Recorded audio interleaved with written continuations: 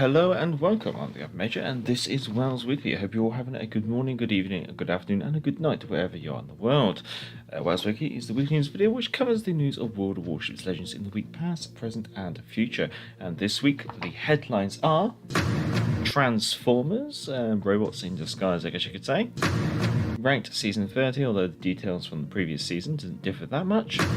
And Mobiles goes Legends. These headlines and more after this short break.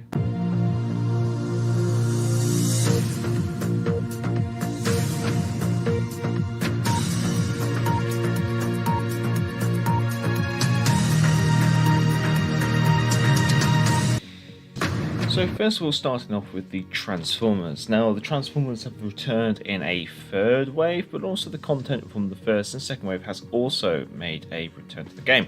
The new skins available are all for legendary tier ships. These include the Gearing, which has the Golden Bug for Bumblebee, Montana for Freedom Fighter for Optimus Prime, Minotaur gets the Hot Racer for Hot Rod, Grosser Kurfürst gets the Messenger of Oblivion for Megatron, the Caraboss gets the Crush None Destroy for Rumble, and the Republic gets, which is a tier 8, so that's the one that stands out a little bit different, I guess you say, gets King of Primitives for Grimlock. So obviously the camos, they're pretty flashy, I guess you could say, and have the robots sat in a turret or somewhere on the boat while you're sailing it, and when you're in the port the little robot will do funky dances and other things like that.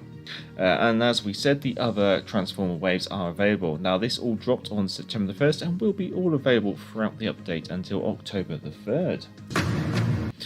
Ranked Season 30. This is starting on September the 15th. Am I too early? I might be too early. Yeah, I think I'm far too early. Let's have a look. That's Thursday next week. Well, we could cover. Let's cover Ranked Season 30. I mean, it's a little bit preemptive, I guess you could say, but it obviously starts September the 15th and runs through till September the 19th, starting and ending at 7 AM UTC. Ship tiers is tier 4 with ships of all classes acceptable apart from carriers, and with the limitation being 1 destroyer per team. 7 ranks with no leagues, and there will be a restriction on the size of teams of 4, and I think I'm going to also add the caveat, they haven't mentioned it themselves, but there will be a limit on the number of people in a division to 2 and up to 1 division per team, and divisions are usually always mirrored. Irrevocable ranks are 7, 6, 3 and 1, and the maps will be big race tiers: the Desert, Polar, Sleeping Giant, Northern Waters and New Dawn.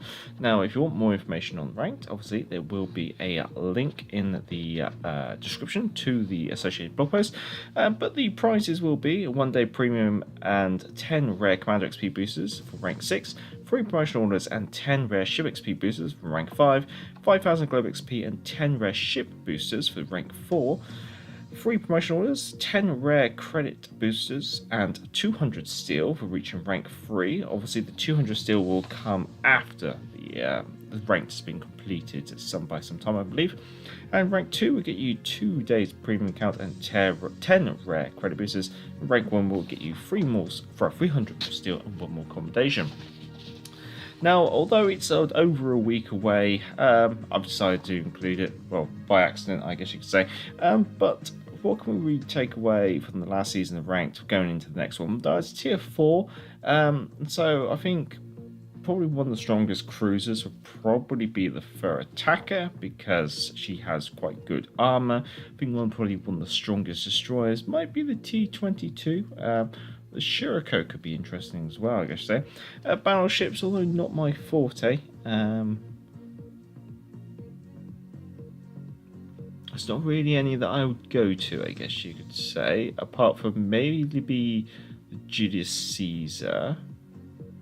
And is the October Revolution also a tier 4? So they could be quite interesting. Anyway, we'll cover ranked maybe a little bit more about what ships and things like that. Maybe next week, I guess you could say. Now, Legends goes mobile. Now, the blog post is forthcoming. It might be a couple of days away, though, I believe. But however, on September the 5th, Legends became available in Canada and the Philippines via mobile devices. Accessing the game from mobile will allow you to use almost the entire list of features that console provides, except a few, and we will list those off. Now, matchmaking will be fully cross-platform, and I don't think there's any way you can actually restrict this if you're a mobile user. Now, Wargaming is currently focusing on adding the missing core features to the World of Warships Legends mobile version of the game. These features include the bureau, the filtering of the ships in the port, personal patches, arena battles, booster flag conversion, service record, basically being able to look at your own player stats, and aircraft carriers. Obviously, that's one thing that has taken a while. The aircraft carriers, the big issue appears to be the special requirement for UI control in game. Furthermore, there is additional news for mobile players. Basically, you will now be able to link your console account to your mobile device. For when you're on your mobile, you'll be able to play the same account as you have on your console. Also, campaigns and the lion's share of other features from the console version are now available. So therefore, you will be able to partake in campaigns and work towards the final reward and other things like that. Now, to celebrate this fact, there is a redeem code down in the description, which was also shared by Wargaming on their social media accounts. This redeem code, I believe, gives you... Okay, it's in the I think that flag, that with the beta. So that's it's a flag for probably a lot of players who didn't even take any part in the testing of the mobile version of the game. However, I don't really blame you, I guess you could say. Now, pardon me. Now, also, today is Brazilian Independence Day, where Brazil, pardon me, where Brazil was celebrating 200 years of independence. And as part of this, there has been a redeem code giveaway. The redeem code is also down in the description if you have missed it, and it will grant you 2 summer big crates, which I guess is better than nothing. Now, Majestic Days. This is starting next week. So this is potentially going to be the first of what Wargaming hope will be many special in-game events. These are basically an in-game mini campaign, but it's not the main campaign. It's just an additional thing that they bolt on. Now, this one will be starting on September the 12th and will be running for 3 weeks. And basically, there'll be tasks and assignments to do every day. In this case, the assignments are pretty simple. It's just log in every day. So log in and I guess go claim something maybe. We'll have to see how it goes.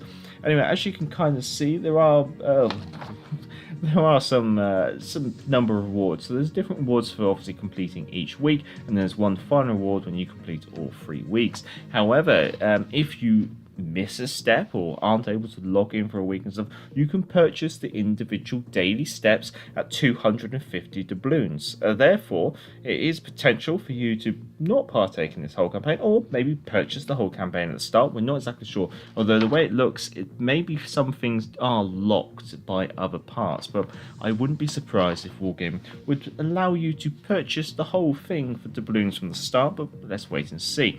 But if you did decide to do that, it would obviously cost you 5,250 doubloons in order to purchase, well, complete the whole mini campaign and reward yourself with the Royal Navy premium battleship, the Agincourt. Talking about the Agincourt, she's obviously going to be a tier 3, and she's going to feature 14 12-inch guns. Now, as you can kind of see, she's got lots and lots of turrets. Now, she also will have lots of secondaries. It's kind of a thing about her. She's quite a good secondary ship as well. So, because she's quite long, she's got lots of room for secondaries too. And these secondaries will have the joint best range at the tier of 5 kilometers. Her main downside is that she does not have an AA armament, really. And furthermore, she only comes with 3 module slots. She's going to be one of the very... she's going to be one of the very few premium battleships which actually, I think she might only come with my 1 module slot rather than the 4, as things like the Nasu and the Bellerophon. They come with like 4 module slots. You can put loads of things on them, whereas I think with the Agincourt, she's going to be quite restricted, I guess you could say. Anyway, the news was quite light, but everything is all linked down in the description, all those blog posts, and also all the redeem codes are down there. I hope you did enjoy it. What I'll probably do, I'll quickly jump into the chat after this and see how you're doing, and then I'll probably cover some of the channel news. But obviously, if you did like it, feel free to give a thumbs up, and after this live stream there will be a pinned post below, so you can have your little comment or joke or whatever you may want appear in the news scrolly bar down below. Anyway, I'll be with you very shortly.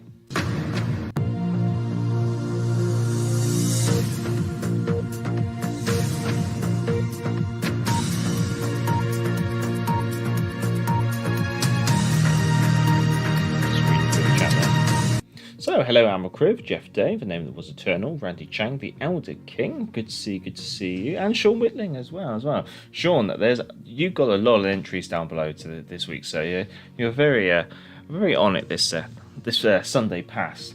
Anyway, Amalcriv, still one more week until something interesting happens in this patch. So far, it's quite flat. Yeah, this week is going to be a very this week's going to be the Agincourt week.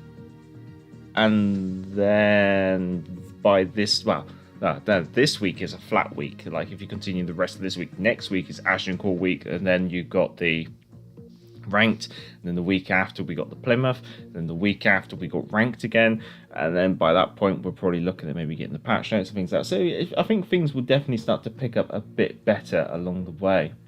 You went mute, might be me. Was my end. Alright, no worries. Only 1 module on the Agincourt. Thanks, Criv. Yes, yeah. So, Agincourt, I'm hoping the CCs are allowed to test her a bit before the general populace get her to determine whether or not it's actually worthwhile people spending the balloons on it. I'm hoping she's going to be good, but I think it's going to be one of those wait and see. Anyway, channel news-wise, obviously, next week, fingers crossed, we'll get the Agincourt, we'll have a good player now, we'll get a review out for that. This Friday, the live stream is already scheduled. I should be able to do WoWs Week next week, although whether or not it'll be a Wednesday is yet to be known. The Elder King, thank you for pronouncing Agincourt right. Well, of course I did. I'm British after all. Anyway, I think there's only one bit of channel news, but it's not really channel news, it's more like it's personal news. So as you probably knew, last month video schedule was kind of all over the place, and one of the reasons was obviously I've been very open about the whole process, is that me and the missus were going through IVF, and obviously last month was one of the big months where obviously egg collection, egg implantation, things like that. So I'm just going to give you the news. Basically, it hasn't been successful. It is the best way to put it, unfortunately. So obviously that does mean we will be probably going through a second round of IVF probably later this year.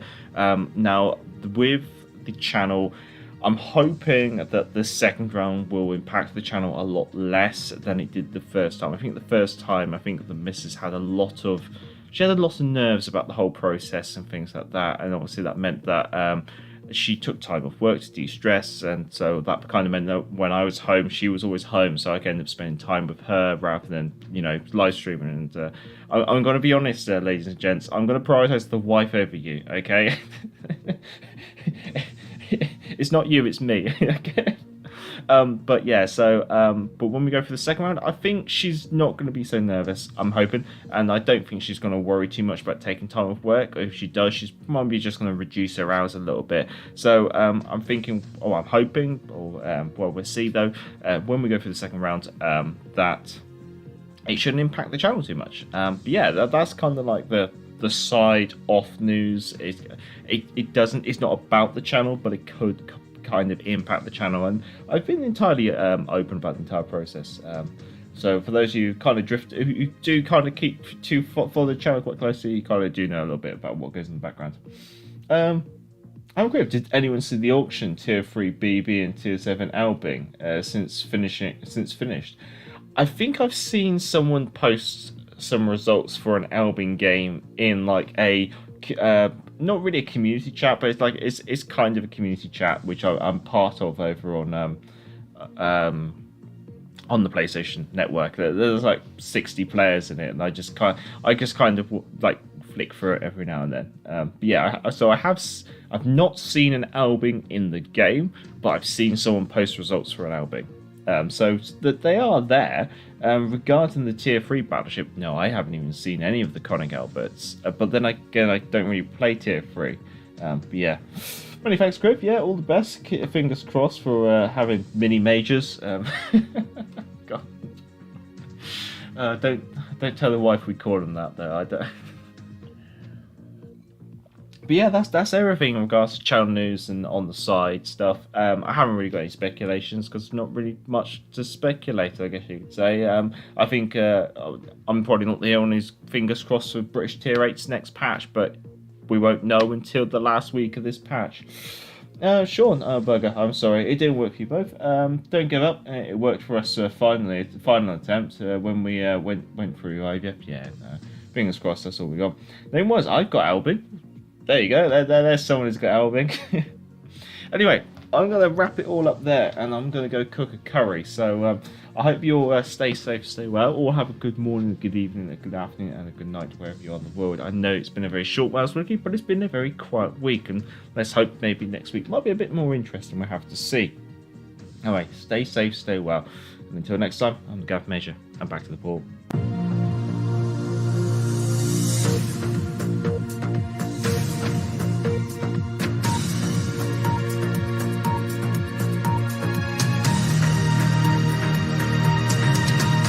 Pip and cheerio.